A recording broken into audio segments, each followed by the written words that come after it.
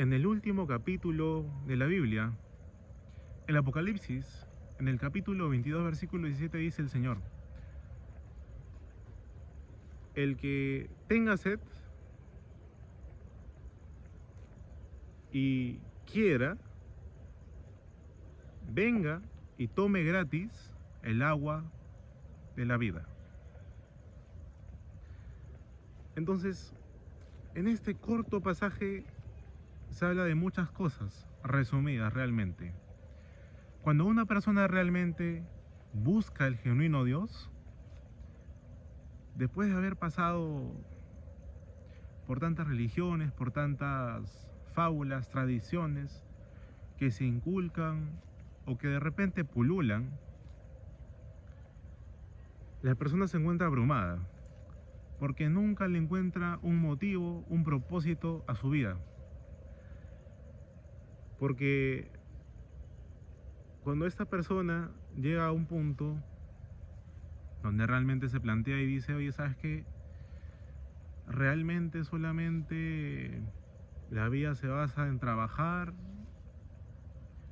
se basa en estudiar, que está correcto, ¿eh? Está correcto, está muy bien, pero realmente se basa en eso y después tenemos que morir. Y así nomás, no hay algún tipo de esperanza. ¿O qué hay después de la muerte? Una pregunta, de hecho la más famosa. Entonces, el Señor dice: el que esté cansado y quiera, venga y tome gratis el agua de la vida. Entonces acá tenemos el querer. Dentro de las pocas personas que adhieren a Cristo, de alguna otra forma, dentro de esas pocas personas hay muy pocas personas que conocen realmente acerca del Dios, del único Dios genuino. Esa agua que se refiere el Señor se refiere a su palabra que da seguridad a la persona. Porque, como ejemplo, cuando uno corre una maratón, ¿cierto? O no una maratón, pero corre una distancia muy larga, la persona está cansada después de que llega a la meta, muy cansada, y necesita tomar algo para refrescarse, para saciarse. Esa es la palabra indicada, para saciarse. Pero hay un conocimiento que a la persona no le sacia, aunque lo sepa. Una persona puede saber que precisamente todos vamos a morir, sí, eso es cierto, pero no le sacia, no es saciante. Entonces, la única palabra que es saciante es la palabra de Dios. ¿Pero con referente a qué? El agua de vida, o sea, que da vida, vivifica a la persona que la toma, que realmente quiere, y por eso es que la busca. Acá el Señor se refiere al contexto de la realidad que no vemos. Hay una realidad que es invisible al ojo humano y que existe, que le han descubierto científicos. Miren, por ejemplo, tenemos el Wi-Fi, la radioactividad, los rayos ultravioleta, gamma, beta y un largo etcétera, realmente, que al ojo humano es imperceptible, no se puede ver, pero existen. Esas cuestiones existen. Entonces, el Señor habla de realidades que no existen. Perdón, habla de realidades que existen, pero al ojo humano, no, a la realidad humana, no es posible que la conozca. Pero en lo que conlleva al mensaje, a este último pasaje, se habla acerca que la persona sea vivificada del agua, de su palabra. ¿Qué es lo que busca realmente Dios detrás de este pasaje? El Señor demanda a la persona que se arrepienta y crea con fe en el Evangelio. Es decir, lo que pide, lo que le pide, lo que solicita a la persona, al ser humano, a la criatura humana, es que se ponga en su sitial, que mire, que vea por todo lo que ha creado Dios,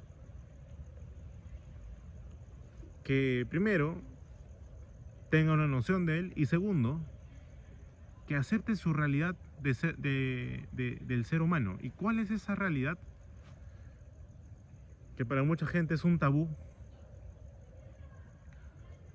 Es que el ser humano es malo y hasta que se muera siempre se va a rebelar contra la ley de Dios.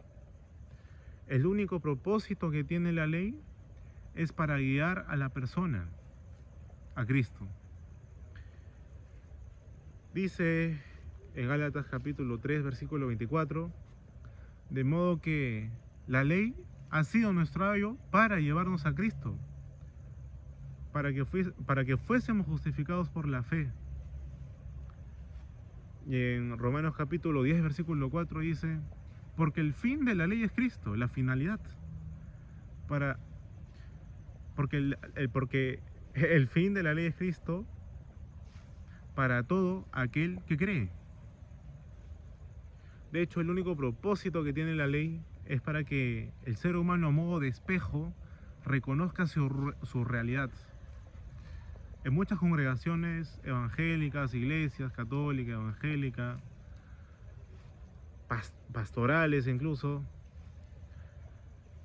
le dicen a las personas que tienen que cambiar su conducta, tienen que cambiar su forma de socializar con las personas, de relacionarse con las personas, a fin de que ellos puedan ser salvados de ellos, de las personas, salvados de irse al infierno, en circunstancias que Cristo ya nos salvó.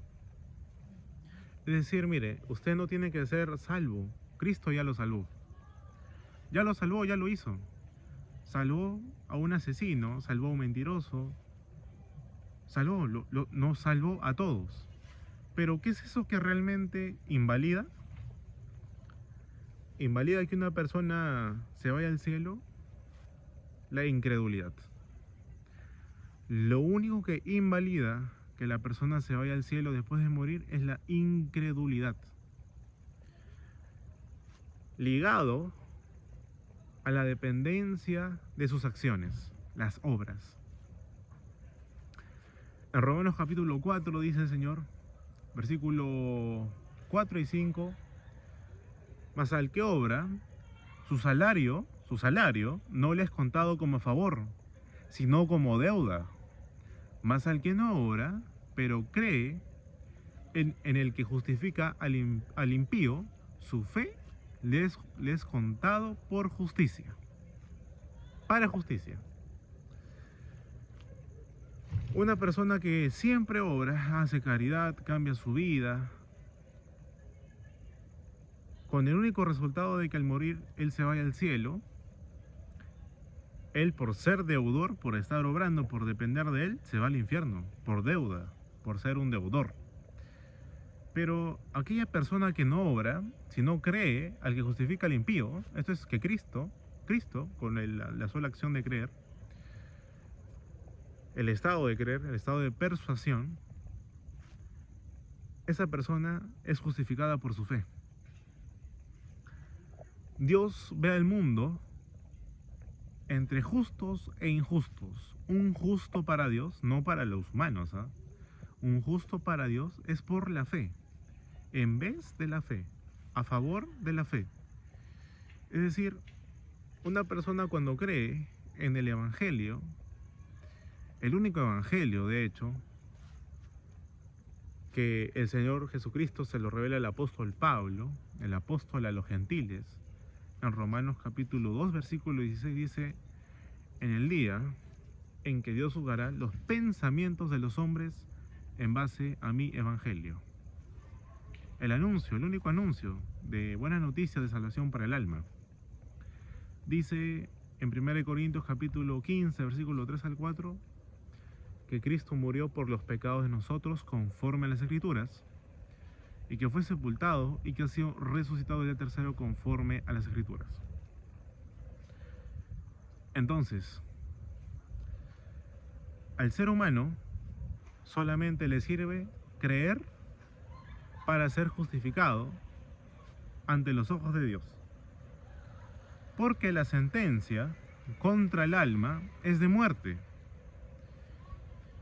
Algo de la misma especie, del mismo género, tiene que ser sustituido por lo mismo. Tenemos nosotros en la ley, en el Éxodo capítulo 21, versículo 23, mas si fuere vida, pagarás vida por vida, ojo por ojo, diente por diente. Capítulo, versículo 21, versículo 20 al 23. Entonces el Señor dijo en Ezequiel capítulo 18, versículo 4, el alma que pecare, esa morirá. Pero resulta que la muerte significa separación. Remontándonos un poco más al inicio, el Señor en el Génesis capítulo 2, versículo 7, en cómo el Señor crea al ser humano, lo crea a su imagen y semejanza. Eso significa que el ser humano está compuesto por una trinidad. Está el cuerpo, los ojos, mi nariz, ¿cierto? El cabello, su nariz, sus ojos, su pelo, de usted. Y dentro del cuerpo hay lo que se denomina el aliento de vida. Génesis capítulo 2, versículo 7 dice, y tomó Dios del polvo de la tierra y sopló en la nariz del hombre aliento de vida, y el hombre fue un ser viviente. Entonces, lo que el Señor sopló en la nariz del hombre fueron dos componentes, el alma y el espíritu. El alma es usted, su personalidad, la personalidad de usted. El alma es quien siente, quien tiene sed, quien necesita afecto. Ese es el alma. El espíritu, ese es el espíritu de Dios dentro de la persona, fusionado de la persona, fusionado. Cuando la persona es niña, es chica, está en niñez, en el estado de niñez, es un ser completo. Pero cuando el niño se vuelve consciente de lo bueno y lo malo, y el Señor detecta eso, desde ahí empieza, por así decirlo, la elección libre de la persona para poderse ir al cielo. Porque un niño, si es que muere, el niño se va al cielo, si es que aún no es consciente. Porque recordemos que el Señor dice, de los tales es el reino de los cielos, de los niños. Pero cuando un niño, no sé a qué edad un niño pierde el estado de inocencia, puede ser 5 años, 7 años, 10 años, varía mucho entre sociedades y culturas, pero cuando un niño peca por primera vez, cualquiera sea el pecado, lo que se separa es el espíritu, y el cuerpo entra en muerte, en separación. Es por eso que el cuerpo va envejeciendo poco a poco. Y por último, la muerte, la separación recae sobre el alma. Lo que tiene la vida en materia, por así decirlo, es el alma, no es el cuerpo. El alma es quien tiene la eternidad. Es el alma. El cuerpo no. Entonces, cuando el Señor dice en Romanos 6:23, porque la paga del pecado es muerte, se refiere a que si es que el alma no reconoce, primero, cómo fue creada, para que reconozca cuál es el estado postrero después de la muerte, va a significar que la persona no va a entender la magnitud del problema. Porque el Señor dice en Eclesiastés capítulo 3, versículo 11, y Dios todo lo hizo hermoso en su tiempo y puso eternidad en el corazón de los hombres. Las almas, el Señor, que es eterno, es el principio y el fin, el alfa y el omega, nos transfirió esa cualidad de eternidad. Es decir, el alma de usted va a vivir dependiendo en qué estado, pero va a vivir para siempre. Siempre usted va a existir, siempre. Nunca va a dejar de existir. Entonces, lo que el Señor vino a evitar la sentencia de muerte contra el alma. Vino a evitar la muerte del alma. Porque si el alma muere, es decir, es separada por Dios, es separada de su presencia, ya no hay remedio. O una manera mejor de entenderla es esta. Cuando una persona muere, cuando muere su cuerpo, se separa su cuerpo de su alma, el cuerpo se desintegra, se agusana, pero el alma va a dos destinos posibles y a dos caminos posibles. Se va al infierno, que es una sala en tormentos, una antesala en tormentos, antes del juicio de Dios, y por el otro camino tenemos el cielo. Ahora las personas se van al infierno no por ser malas, no por ser pecadoras, no por ser malas personas, no por guardar santidad, no por ser un santo, no por ser un mal hijo, no por ser un mal padre, no por robar, no por matar, que no digo que no esté mal, ¿ya? Pero no es por eso realmente, sino es por no creer el Evangelio, el único anuncio que le sirve creer al alma, porque es el sustituto, es decir, es el cambio de sentencia que el alma de usted tenía. De hecho, ya está consumado. Es decir, las almas se van al infierno ahora, no por ser malas, por ser pecadoras, como usualmente se dice, se conoce, ¿ya? Sino por no creer con fe en el Evangelio. Porque ahora una persona se va al infierno no por ser fumadora, borracha, fiestera, promiscua, adúltera, ¿ya? Sino por no creer. Porque el ser humano necesita ser justificado, pero no por sus obras.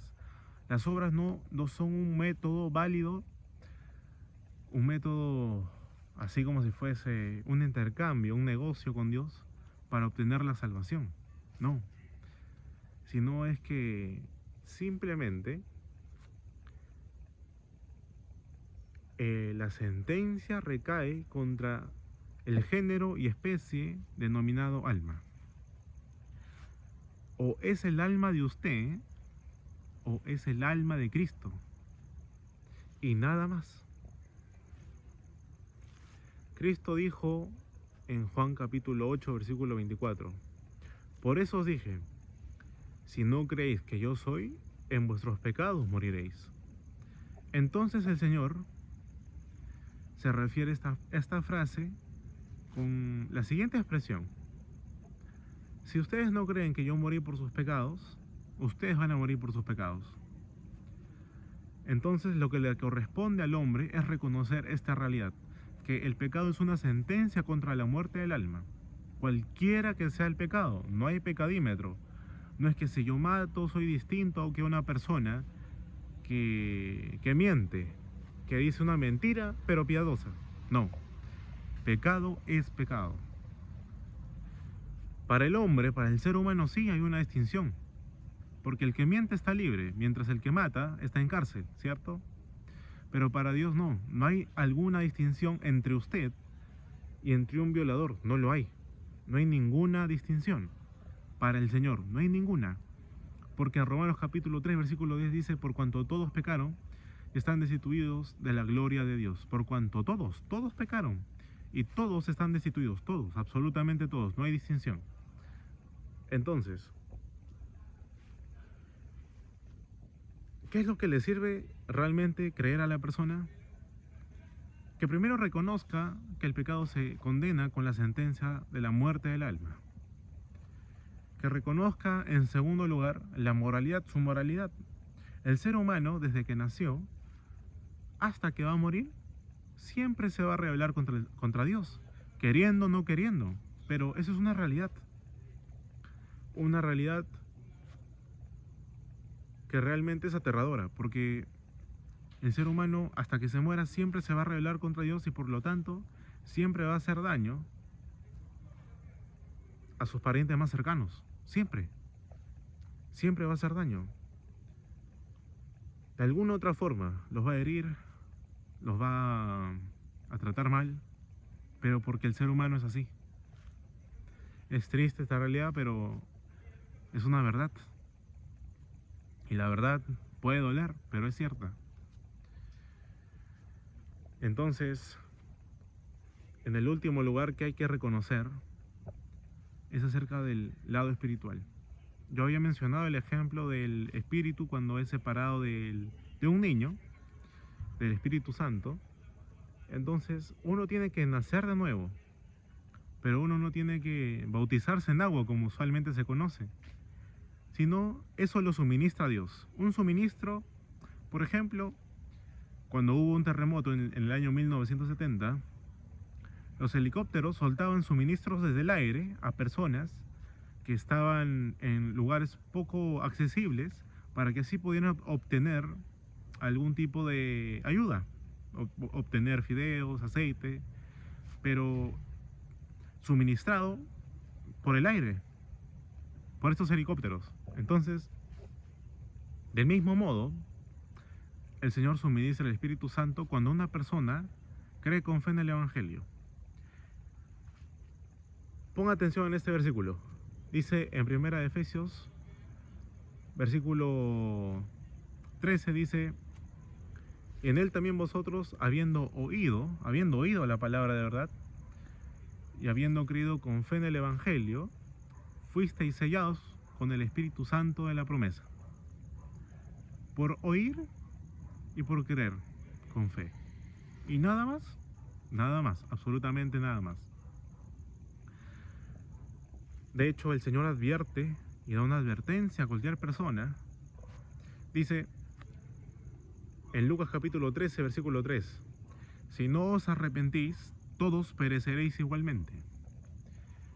Si no hay un cambio de mentalidad, si no hay un cambio de los pensamientos que hay en la mente acerca de lo que el Señor expresa en toda la Biblia, que en resumidas cuentas es lo que yo he mencionado, el cambio moral, espiritual, judicial. Moral porque todos somos pecadores. Judicial, la paga del pecado es muerte, uno está sentenciado. De hecho, usted está condenado si es que usted no lo ha creído, no ha cambiado su estado de condena. Espiritual porque cuando uno peca, muere el espíritu y uno tiene necesidad obligatoria de nacer de nuevo para ver el reino de los cielos. Juan capítulo 3, versículo del 1 al 10.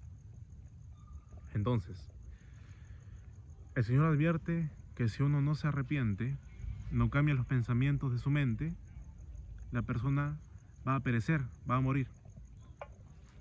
El Señor lo hizo todo. Usted no tiene que ser salvo. Ya fue salvo. Ya lo fue. El Señor dice, Tito capítulo 3, versículo 5, y nos salvó no por obras de justicia que nosotros hubiéramos hecho, sino por su misericordia. Ya nos salvó, ya lo hizo, por su misericordia. No por obras de justicia, no por hacer o dejar de hacer algo. No por cambiar mi vida, no por dejar de fumar, no por dejar de tomar, no por dejar de salir, no por dejar de tener una novia, no por dejar de tener un esposo, no por divorciarme, no por casarme, no por comer carne, no por dejar de comer carne, sino por simplemente su misericordia y nada más, por un regalo inmerecido. La continuación de Romanos 6:23 dice: porque la paga del pecado es muerte, mas la dádiva de Dios es vida eterna en Cristo Jesús, Señor de nosotros. La dádiva es ese regalo inmerecido, es ese regalo que una persona la recibe por pura gracia. El trato de ahora de Dios con los hombres es por gracia.